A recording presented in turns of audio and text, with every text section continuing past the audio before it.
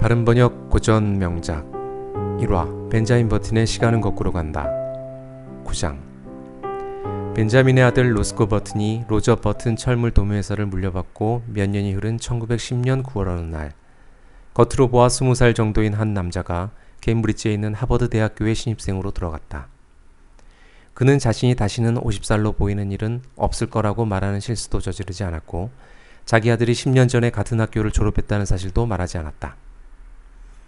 그는 입학 허가를 받았고 동급생 가운데 두드러진 위치에 올랐는데, 이는 평균 나이가 18살 정도 되는 신입생들 중에서 보다 성숙해 보였던 때문이기도 했다.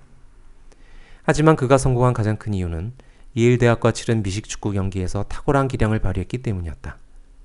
그는 빠르게 돌진하고 냉정하고 저돌적으로 경기를 이끌어 터치다운을 7번이나 성공시키고 필드골을 14점이나 올렸으며 예일 대학 선수들을 하나씩 차례대로 기절시켜 모두 실려나가게 만들었다. 벤자민은 대학교에서 최고로 유명한 사람이 되었다. 그런데 이상스럽게도 3학년이 되자 벤자민은 더 이상 경기에 거의 참가하지 못했다. 코치들은 벤자민의 체중이 줄었다고 했고, 그 중에 눈썰미가 뛰어난 코치는 그가 이전만큼 커 보이지 않는다고도 말했다. 벤자민은 더 이상 터치다운을 성공시키지 못했다. 사실 그가 팀에 남아있을 수 있었던 이유는 그의 엄청난 명성 덕분에 예일 팀에 공포를 안겨주어 상대를 정신적으로 압도하고픈 희망 때문이었다. 4학년이 되자 더 이상 팀에 머무르지도 못했다. 그는 너무 마르고 작아져서 언젠가는 2학년 학생이 그를 1학년으로 착각하기도 했는데, 벤자민은 이를 매우 수치스러워했다. 벤자민은 만화의 16살로 보였는데 4학년 수업을 받으니 사람들에게 천재로 알려졌다. 그는 동급생들이 세상 일을 많이 알고 있는 모습에 충격을 받기도 했다. 학업도 점점 어려워졌고 자신의 수준보다 너무 높다고 생각했다. 벤자민은 동급생들이 유명 사립고등학교인 세인트 마이다스에 대해 이야기하는 것을 들었다. 그곳에서는 많은 학생들이 대학 진학을 준비한다고 하자 벤자민은 졸업 후에 세인트 마이다스에 들어가기로 결심했다. 자신과 체격이 비슷한 소년들 사이에서 안전한 삶을 살아가는 것이 더 나을 것 같았기 때문이었다. 벤자민은 1914년에 졸업하자마자 하버드 졸업장을 안고 볼티모어의 고향으로 돌아왔다. 힐더가드는 이탈리아에 머무르고 있어서 아들 로스코와 함께 살게 되었다. 아들은 아버지를 대체적으로 환영하기는 했지만 따뜻하게 대하지는 않았다. 특히 사춘기 소년처럼 행동하며 집안을 어슬렁어슬렁 돌아다니는 벤자민을 거추장스럽게 여기는 기색마저 보였다. 이제 결혼해서 볼티모어 유명 인사가 된 로스코는 가족과 관련된 소문이 새어나가는 것을 원하지 않았다. 벤자민은 사교계에 막 발을 들여놓은 아가씨나 대학을 갓 졸업한 청년들 사이에서 만나고 싶은 인물이 더 이상 아니었고, 이웃에 사는 15살 소년 서너 명과 어울릴 때 말고는 대부분 시간을 혼자 보냈다. 그러다 세인트 마이다스 학교에 입학하려 했던 생각이 다시 떠올랐다. 얘야, 어느 날 그가 아들에게 말을 걸었다. 내가 예비학교에 가고 싶다고 너한테 여러 번 얘기했잖니? 네, 가세요. 그럼. 로스코가 짧게 대답했다. 그는 그 문제가 달갑지 않았기 때문에 대화를 피하고 싶어 했다. 나 혼자 갈 순 없지 않니? 벤자민이 힘없이 말했다. 네가 입학시키고 데려다 줘야지. 시간 없어요. 아들은 말을 툭 뱉었다. 그리고는 눈을 찡그리며 아버지를 불쾌하게 노려봤다. 사실 더 이상 이렇게 하지 않는 게 좋을 겁니다. 당장 그만두는 게 좋다고요. 그게 더 좋다니까요. 아들이 잠시 말을 끊고 적당한 말을 찾으려는데 얼굴이 붉어졌다. 당장 돌아서서 거꾸로 다시 돌아가세요. 농담치고는 넘지 말아야 할 선을 너무 멀리 왔다고요. 더 이상 웃기지도 않고요. 제발 처신 좀 제대로 하세요. 벤자민은 곧 울음이 터질 듯한 얼굴로 아들을 쳐다보았다. 그리고 한 가지 더 있어요. 로스코가 말을 이었다. 집에 손님들이 왔을 때 나를 아저씨라고 불러주세요. 로스코 하지 말고요. 아저씨요. 아시겠어요? 15살짜리 소년이 내 이름을 부르는 건 너무 터무니없어 보여요. 아니, 평소에도 나를 아저씨라고 부르는 게 좋겠어요. 익숙해지게. 로스코는 아버지를 냉정하게 쳐다보고는 뒤돌아가 버렸다. 아들 로스코와의 대화가 끝난 후 벤자민은 쓸쓸하게 2층을 서성이다가 거울에 비친 자신을 바라보았다. 3달 동안이나 면도를 안 했지만 손댈 필요도 없는 희미한 하얀 솜털 외에는 얼굴에 아무것도 없었다. 그가 처음에 하버드에서 돌아왔을 때 로스코가 그에게 안경을 쓰고 가짜 구렛나룻을 붙이는 것이 좋지 않겠냐고 제안하자 웃음거리가 되었던 어린 시절의 기억이 잠시 되살아났다. 하지만 구렛나룻은 가렵고 수치스러웠다. 벤자민이 눈물을 흘리자 로스코는 마지못해 더 이상 강요하지 않았다. 벤자민은 바이미니만의 보이스카우트라는 소년들의 이야기가 담긴 책을 펼쳐 읽기 시작했다. 하지만 벤자민은 자신이 계속 전쟁에 대한 생각을 하고 있음을 깨달았다.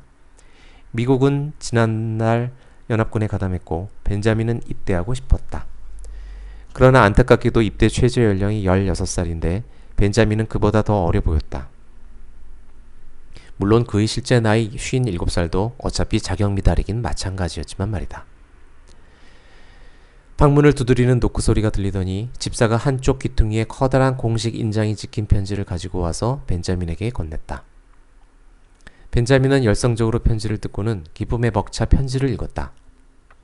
미국 스페인 전쟁에 참전했던 많은 예비역 장교들을 더 높은 계급을 주고 다시 소집한다는 내용이었다.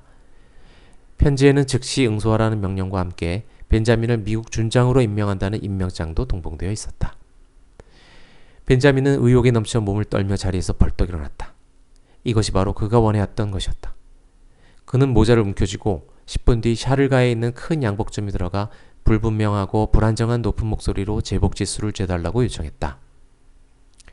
얘야, 군인 놀이를 하고 싶니? 점원이 무심코 물었다. 벤자민은 얼굴을 붙였다. 이봐요. 내가 뭘 하든 상관하지 마시오. 그는 화가 나서 대꾸했다. 내 이름은 버튼이고 마이튼 버넌 플레이스에 살고 있어. 그러니 옷값을 충분히 치를 수 있다는 걸 아실 거예요. 좋아. 점원은 머뭇거리다 동의했다. 네가 아니면 네 아빠라도 지불하시겠지. 알겠다. 점원이 치수를 쟀고 일주일 후 그의 제복이 완성되었다. 판매원이 벤자민에게 보이스카우트 배지가 더 근사하며 재미있는 놀이에 더 어울릴 거라고 우기는 통에 제대로 된 준장 계급장을 다는데 애를 먹었다. 로스코에게는 아무것도 알리지 않은 채 벤자민은 어느 날 집을 떠나 기차를 타고 그가 보병여단을 지휘하기로 되어 있는 사우스캐롤라이나에 있는 모스비 진영으로 향했다. 후덥지근한 4월의 어느 날 그는 진영 입구에 도착하여 기차역에서부터 그를 여기로 데려다준 택시의 요금을 지불한 후 보초병 쪽으로 다가갔다. 내 짐을 옮길 사람을 좀 불러오게. 그가 기세등등하게 말했다. 보초병이 그를 나무라는 눈초리로 쳐다보며 말했다. 장군 옷을 입고 어디 가니 얘야?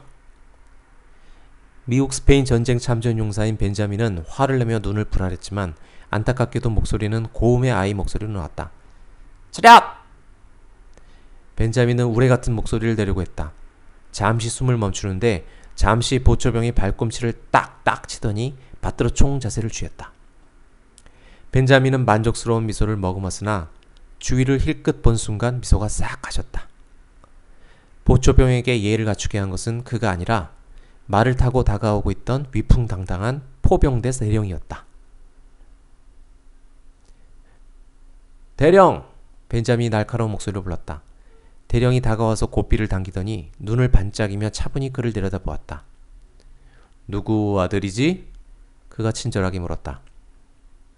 내가 누구 아들인지 곧 보여주지. 벤자민이 사나운 목소리로 대꾸했다.